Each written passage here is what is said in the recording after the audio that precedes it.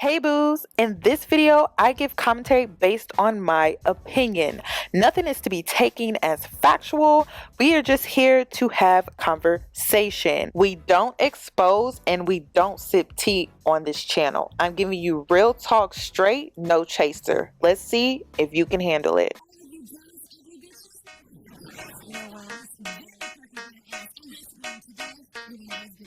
Cause I'm a boss.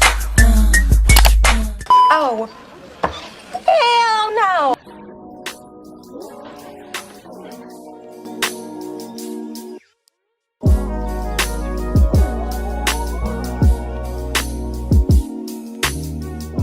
Hi guys, it's Yoni and I'm back with another video. So in today's video, I'm going to be reacting to another episode of Divorce Court. Now this one is titled Womanizer. I'm really excited about this episode. I was reading some of the comments. I'm like, this sound good. So it sound kind of juicy.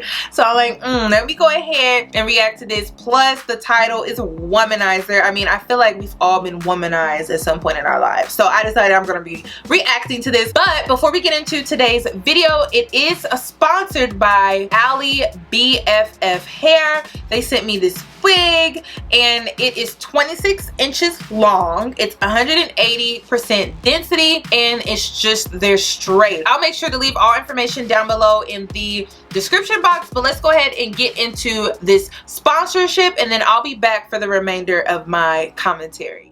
So this is how the hair came. They also sent me a wig cap and lashes. I'm also wearing the lashes in this video as well, so that's a bonus. And I'm using the olive oil little, I guess it's like the grip gel line for wigs. It's new for me. Like, I've been using it. This is the only type of glue that I use because I'm so temporary. Like, I'm not gonna keep this lace front in for more than a day because I just don't like wearing lace fronts day in and day out. I just don't like it. So I like to use their line. And then I'm also showing you guys what I use to achieve this color. So I use Quick Blue by L'Oreal with a 30 developer and I bleach the hair twice, back to back, 30 minutes a piece. And then I also use the Wella T14 toner. And it gave me like this honey ashy blonde and I love it. Now when I mix the toner with the developer, I use the 30 developer, but the instructions tell you to use a 20 developer, but I didn't have 20 developer and I didn't know, so I just used what I had and I used the 30 developer. But the hair did not over process, it wasn't damaged or anything like that. So I feel like it's okay to use 30 developer, but if you can, I would try to get 20 developer. So this wig is also big head friendly. You guys know that I am a big head girl and I also have thick natural hair underneath.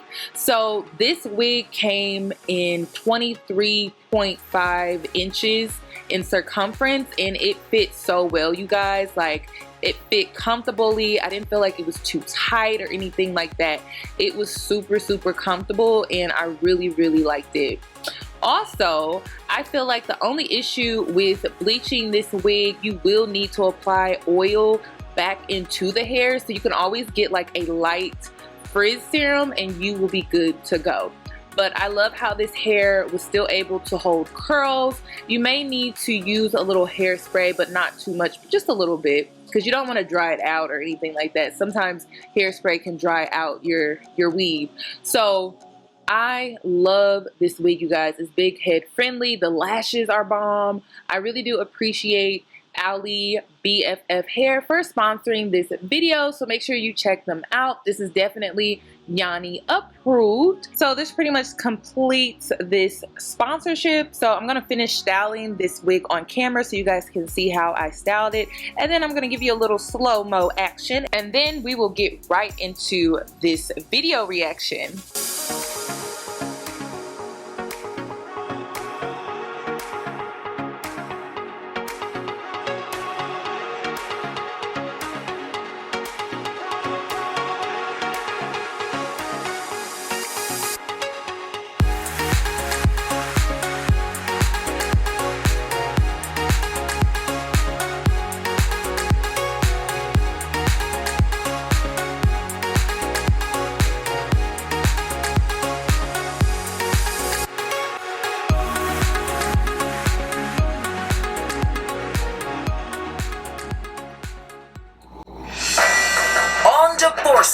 day.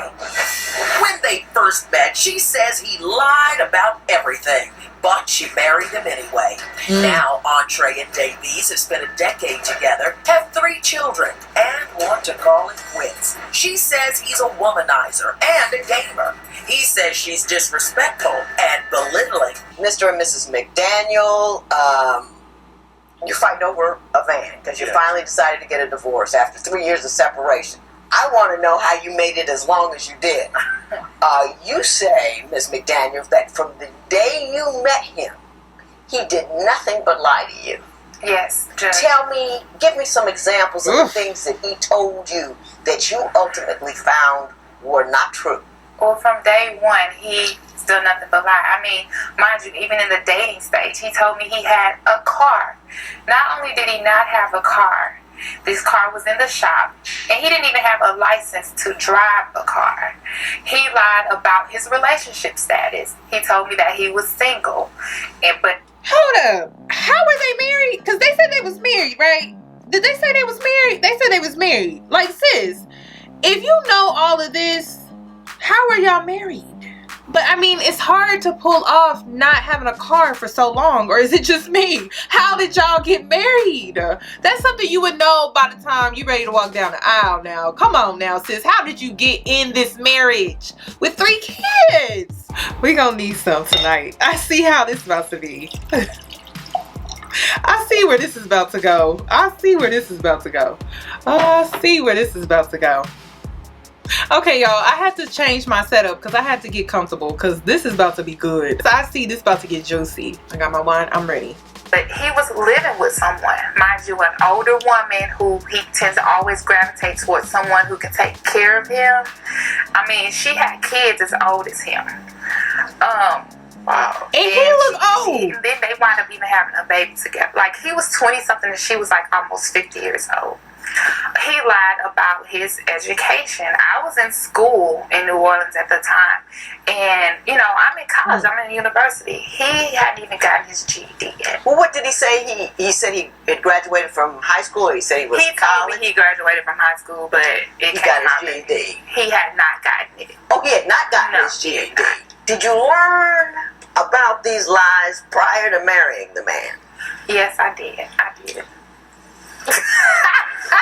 Girl, are you crazy? I would never play with my life like this. You knew all of this before you walked down the aisle?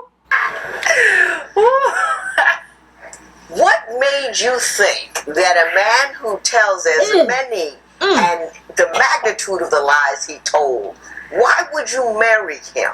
Judge, before we met, I was like on this spiritual awakening. You know, I'm in college, so you know, you experience all kind of things. I was celibate. You know, I was just being me and just saying that love is love, and I love everybody. What it doesn't matter. In college? I was in pharmacy school. You were in pharmacy school? Yes. So you were on a spiritual awakening. Yes. I was and you were loving life. Yes. What kind of awakening was this? Out, exercising, eating good, just feeling good about everything. So which makes that all the more confounding that you would marry a guy who lies to you about everything. Now, I did say I was celibate, so you know, maybe he gave me an attention. He might have put it on me, and it just blew my mind, I guess. Never be the desperate woman. When you are the desperate woman like this, you put yourself in a position to be with a dusty. Do not be the desperate woman. When you make being in a relationship an end all be all, you're gonna end up with a dusty man. When you make men a end all be all for you and your life and your purpose, you're going to end up in a marriage like this with a dusty, where you're basically muling and taking care of a full-grown man. Find your purpose, find your identity as a woman, so you're not caught up in situations like this. Because no type of spiritual awakening would ever have me in a marriage with a man that lied from day one, and then somehow we in a whole full-blown marriage with 3 kids. Like, that don't even make sense. Like, no, I'm not buying that. She brought all of this on herself, point blank period, but we just gonna keep watching. She needs to take full accountability. If a man shows you who he is, why would you marry him? He showed you he was a liar. Why would you marry a liar? It's a hot Good for you. mess. Mr. McDaniels, good for you. Let me talk to you for a moment since we've gone in your direction here. Right, thank you, Yoni. Is she accurate about all of those lies you told, or is that not really what happened? Some of them are, but not all of them. When I met her, I was working. Right. You know, it wasn't like I was just a nobody. You know, I was working. Where were you working at? Where was you working I at? was Yeah. working at. That's the last question you get to ask in here, Miss Daniels. Yes, Mr. I Daniels. was working at McDonald's.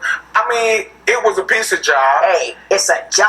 There's Right. nothing wrong with working at McDonald's. Exactly. It's better than not working. Don't rag on a man who has a job. If he's got a job, he's got a job, and it's all good. Was he just working at McDonald's? Because I had a father that worked 3 jobs at one point. So he just working at McDonald's, and she, where's she working at? I'm not buying that. Nope. Nope. Nope. Nope. No, McDonald's ain't gonna cut it with me. I'm sorry. McDonald's is like a milestone. It's not somewhere that you work as a full-grown man providing for a family. Like, that's ridiculous. But I'm assuming they were in college. But it's like, what were your future plans? Like, did you just stay at McDonald's? Because I used to work at Wendy's. But that was like a milestone. That was like a stepping stone. It's like everyone has to work their first job and it not be like the best of jobs. But did you go back to school? Did you like try to level up, or did you just work at McDonald's? Like, I need to know, because it makes a huge difference. Go ahead. So at the time, you know, I did tell a lie because I felt like I didn't want her to be all in my space, you know, knowing who I really was. But at Why the time, would you not want her to know who you really were? well, because I grew up, you know, without my father. My mama was on drugs, so my life was kind of, I did me. You know, I pretty much did me, and I had to Rose up and beyond those things that you were born Exactly. into. Can I give you some advice? Yes. though? Therapy? Yes. The only thing better than who you are is the fact that you could have been so much less. If you tell the whole story, people are even more enamored of you. You Right. don't have to hide a bad past. Facts. Because having a bad past and being a great person, you know what I mean? Thank so you, you Jeff. cool for that. Right. Thank you, I'm gonna Jeff. work with you for that. Thank you.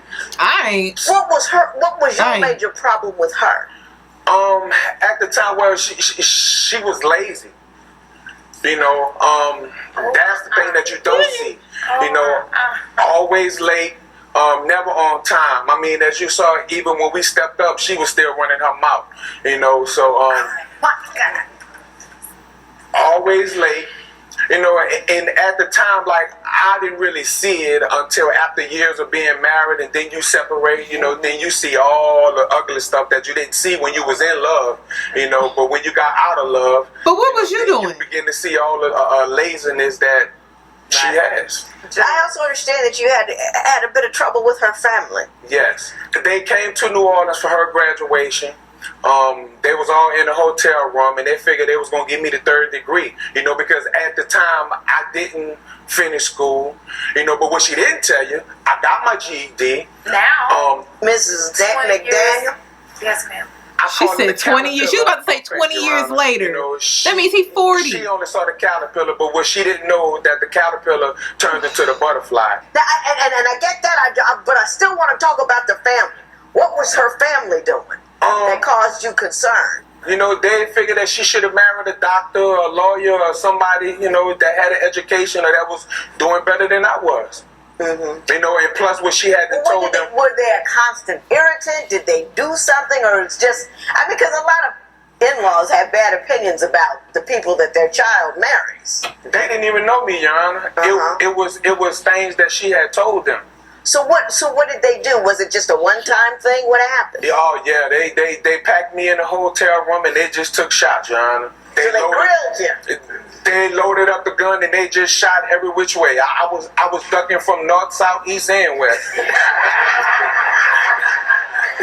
Did you ever see her family again, or was that the end of it? Yes, like the next day they had came to the apartment that we was living in. You know, I still welcome them because, you know, I have morals, you know, and respect. But like I told her, that's her family, so she had to deal with it. Did you put the family in check? Not exactly. Once you married him, why not? I mean, yeah, once we got married, yes, I was always defending him all the time. He didn't think I did, but I was always defending him. And they got sick of... Now, has your family been all in it? I mean, you say you've defended him since you've been married, but were they causing trouble? There was a little trouble. There was always something being said, or even things that have been done. You know, they would even like pit our kids against him. You know, the kids notice, well, why they pit your kids against him? Yeah, because the kids would notice that, you know, he wasn't ever invited to anyone's house or never came around, and so that caused them to ask questions. And, you know, I even had fallen out with some of my relatives because I was being faithful and devoted to him and to our cause. So, yeah. Is that true? I mean... Your Honor, what I forgot to tell you was that her family tried to pay me to leave her alone. How much? It was like some hundreds of dollars that they paid. They was really trying to get rid of him. But not $1,000. I got you. They was trying to save her life. Now, Ms. McDaniel, you say that you have concerns about whether or not Mr. McDaniel had cheated on you. Concerns? I know he cheated on me. Well, tell me about that. From day one time he went out and kept my car. I had a final at school the next day. It was because he was with another woman. That was, you know, my D-Mac. Girl, and that wasn't a clue? That was those days. Your what? D-Macafella. D-Macafella? Yes, Your Honor. I was a child. I was. I would look at you, Joe, but I know you don't know what that means. I don't know what that means. What does D-Macafella mean? I was doing me, Your Honor. D-Mac-a-fella. Mac-a-fella. A fella.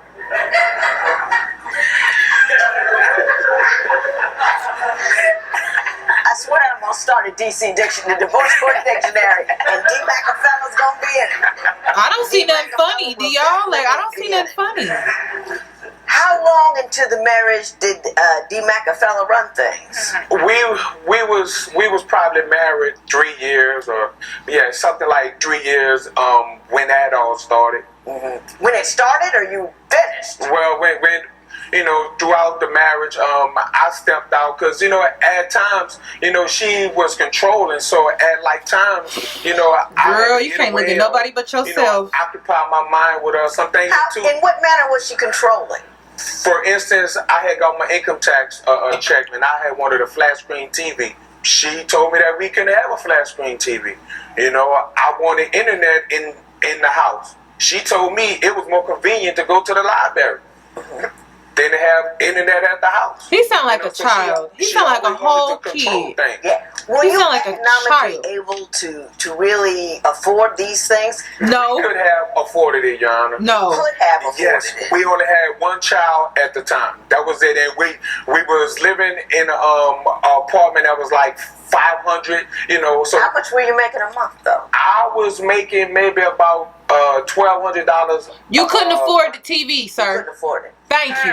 I'm telling you right now, you couldn't afford it. No. If you got $500 for rent, right, and you got a kid, you got $700 left over for food, what gas, are you, 10? you know, all of that kind of stuff. You don't have that was included. Still, $700 a month for three people. You can't afford a flat screen TV. You wanted one, but you couldn't afford it. It was my income tax, though, Your Honor. But you put that in the bank. You know, if you lose your job, or if heaven forbid the car goes down, or the kid gets sick, or you need some new shoes, that's what that's for. It's not for flat screen TV. I'm going to give a seminar on disposable. Oh my gosh. The fact that this Judge Lynn, even has to explain to this man how he couldn't afford a flat screen TV as a man, as a provider, is just ridiculous to me. Oh my God. I would hate to be in a marriage like this. This is just, no. No, no, no, no, no, no, no, no. Homegirl need to look in the mirror because she brought all this on herself. You knew he lied from the jump, and you knew he lied before y'all got married, and you got married anyway, and now you dealing with a grown boy. You had a very important issue with Mrs. McDaniels, which is you felt that she didn't keep the kids clean and neat. Correct. And that, you know, she'd go out looking good and your kids were looking crazy. Correct. So you tell me what she was or was not doing with respect to the children? Well, this particular day, Father's Day, you know, I came over to get the kids. The kids' clothes wasn't ironed, you know, their hair wasn't combed, you know, so I told her about it because she know how I am, you know, and she told me, well, you have a different opinion, you know, I look at things different. And as you can see, Your Honor, she's all buttered up, you know, she's all buttered up, you know, I feel that my kids should be buttered up too. Exactly. Now, Ms. Daniels, would you send the kids to him looking crazy? Judge, I love my children, and of course not. My children are very well taken care of. I mean, sometimes I was slack. I'm a busy woman. I have to get up and fix them breakfast. He comes over already dressed and think everything's just gonna be okay. Well, when you come over, Part-time dad, and do some of those little things that you want done, as opposed to just, you know, coming down on me for it in front of you know, the you kids. did say they had rusty knees and elbows. so why not put lotion on them? You get a little lotion, rub that on there. Exactly. You know, you can knock that rust off really easy. These men that don't be with the woman that they procreate with, they kill me with this. They think that just because they come and they spend time with the kid, that's all they need to do. Like, no, a day-to-day basis, like a daily routine with a child requires a lot of work. And if you're just coming over to pick up the kid and you expect for them to be ironed, bathed, clothed, lotion, I mean, are you kidding me? Like, do you not understand how you're getting the lighter load of what it really takes to look after a child? Like, the daily routine is something that is just super draining for a woman. And then this is a woman of 3. Are you kidding me? So yeah, she probably slacks from time to time. It's a lot of work when you're a single mother doing it all by yourself and working and trying to provide because you're not doing your part. Just lazy. I'm not a weekend dad. I'm in our kids' life. She can attest to that. How? And I'm glad you brought that up because she said something very hurtful to you about the nature of your fathering. You had asked her, she said, don't you think I'm a good father? And she said that you were simply decent. What were you talking about that made you ask that question? And why were you so hurt about the decent remark? I was just asking, and when I did ask it, you know, she said, being I'm a decent father. Now, Your Honor, I'm more than adequate. You know, I've been there since day one. You know. Ms. McDaniel, okay, and why do you think he's only a decent father? There were a lot of things going on where, you know, he may have been out cheating or out playing video games, not taking that time and investing it into. She was being nice because I think he's trash. Into our family, so I might have said decent, and I might have been a little salty. Were you a little less than doting as a father? I mean, decent is, I mean, it's not good, but it's not bad. It's not bad. It's not bad, but were you? But it ain't good super either. Involved? PTA? No. Football, basketball, teaching them the word of God. Taught my son how to play chess. Spending quality time, not just time, Your Honor, but spending quality time with my kids. He sounded pretty good over here. You know, but do you think that womanizing and staying out all night and playing video games and not working is a good example to set for your young sons? Young sons? Mr. McDaniel. Oh my God. Fathering is not just about spending quality time with their children. When you have 2 parents and one parent is kicking the other parent in the gut, you know, running around on your wife, kicks her in the gut, you are destabilizing 50% of their foundation. And that causes them great difficulty and causes them great harm. So I believe that she's assessing that entire picture.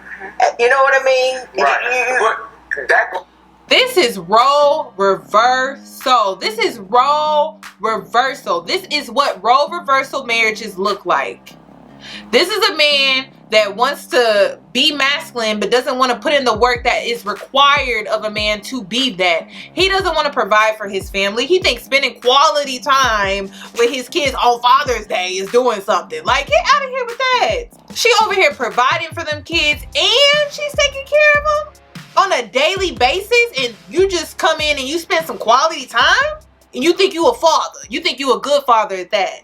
Goes both ways. Like, both parents have, and you know, instilled into our kids. So Right, yes, no, I get that. I get that. But you understood what I said about kicking the other two. There's a four-legged table. Mhm. You kicking two of the legs out, that destabilizes the table. we crippled. No right? matter how many books and food and all you got on top of the table, you destabilize. That's all I'm trying to say. Right, I got you. Mr. McDaniels, I understand why things ended. I don't think you're a bad guy, Mr. McDaniels. I thought you were a bad guy when I read your petition, but I think you're a guy that is in progress. You are in growth. And we too grown for this. The heart has to be there. And the next time you get a woman, I don't know if you got one now or not, don't tell me. Don't say I do if you really don't. I loved her though, Yana, when I married her. I understand that. That's all you had was I love. believe you, Ms. McDaniel. Why don't you tell me why you believe that car should remain in your possession? Your Honor, I held a job down for 7 years, paying all the bills, rent, car insurance, gas, and mind you, both of our names is on the title. But Couldn't I be believe me. that I should keep the van.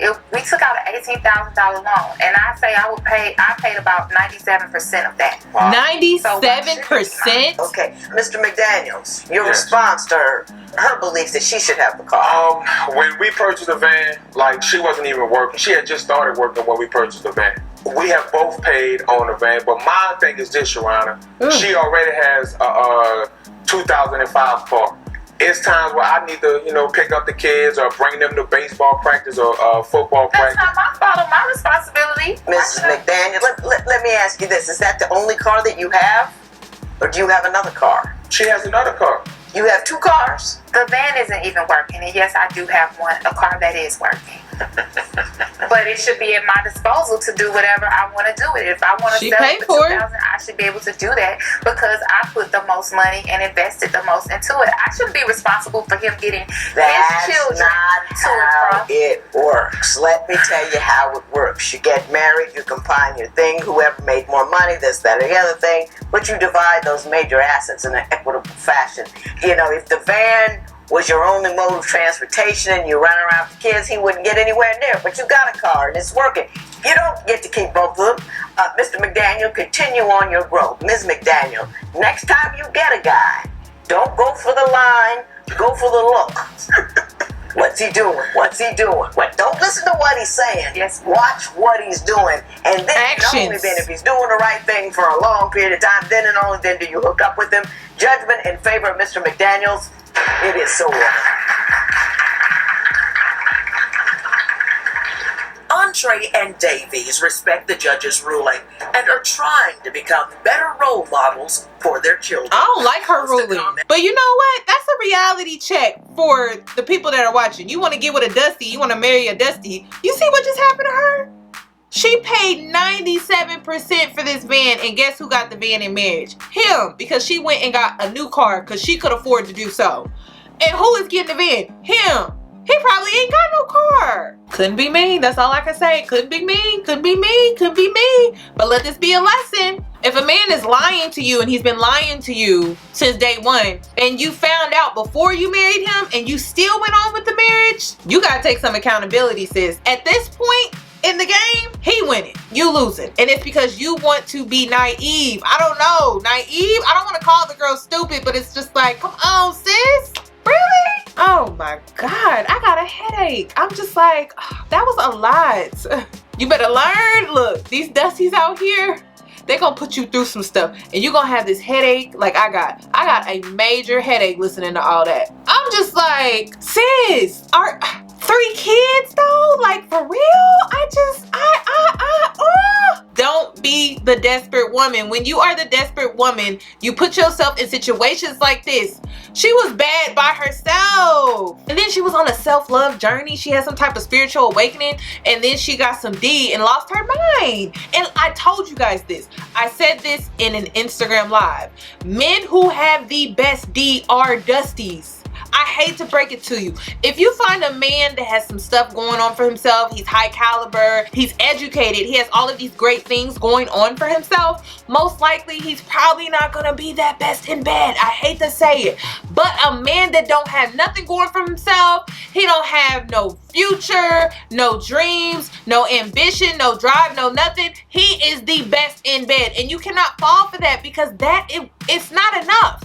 And look at this woman. She fell for the D. Now she's in a marriage. She got 3 kids, and she's divorced. Learn from this. Don't be just falling for some good deeds. So that's all that I have regarding this video. I would love your thoughts and opinions, so make sure you comment them down below. And if you're new here, subscribe. Hit that notification bell so that you are notified from when I upload. This is Real with Yoni, and I will see you guys in my next video.